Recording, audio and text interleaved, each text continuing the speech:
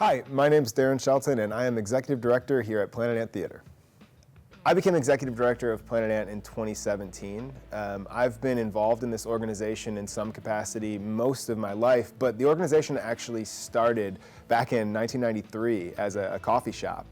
If you're familiar with our Ant Hall location, our current main headquarters of operation, the purple building across the street is actually our original space. So that was a coffee shop from 1993 until 1995. It was the home base for I believe it was a U of D student film from 1995 to 1996.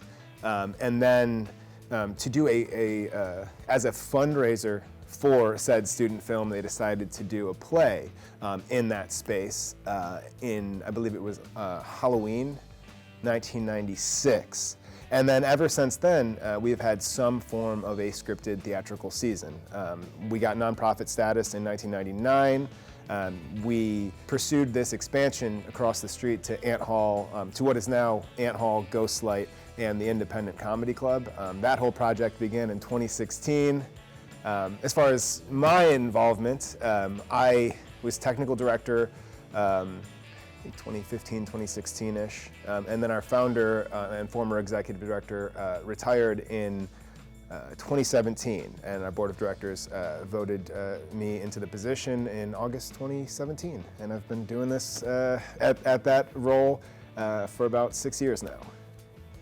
Pre-COVID, we started this expansion project into Ant Hall, into multiple stages and multiple venues, with a much wider scope as far as artistic disciplines that have a presence on our stages. We were essentially running a couple improv shows a week and then 6 to 8 scripted shows as our theatrical season in the Black Box Theater, our original space.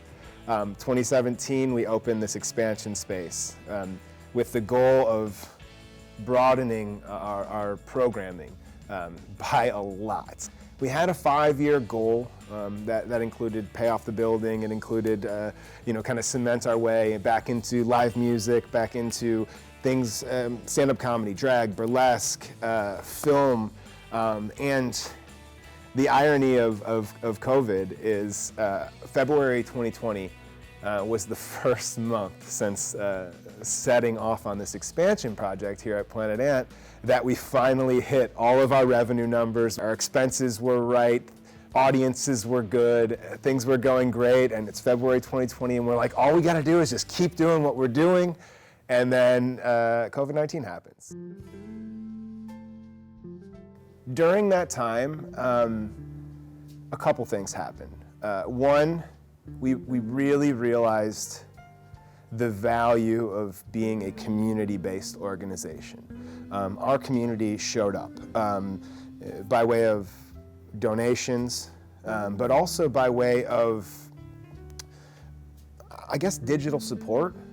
We early on in shutdown, we established the Planet Ant Podcast Network that kind of at its height had 16 recurring different podcasts, ranging from a podcast about the show Mad Men, a podcast about Daft Punk, a podcast about the best song ever. There's a bunch of them out there. Basically our community, people who were forced to be inside because of shutdown, who needed a creative outlet, we tried to create that infrastructure. So the podcast network is one thing we did. We did a lot of digital live streams throughout shutdown. And then on top of that, we built out via a Discord server, our training center. We built out digital classrooms, and that grew into digital game rooms, digital theater, all that fun stuff.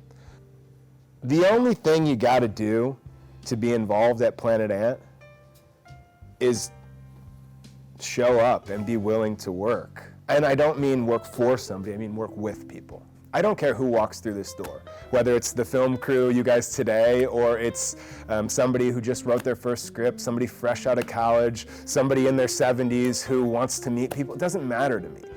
If they show up here and they are willing to work, I know I myself and any member of my staff, any volunteer, we will work with them. And we really pride ourselves on that.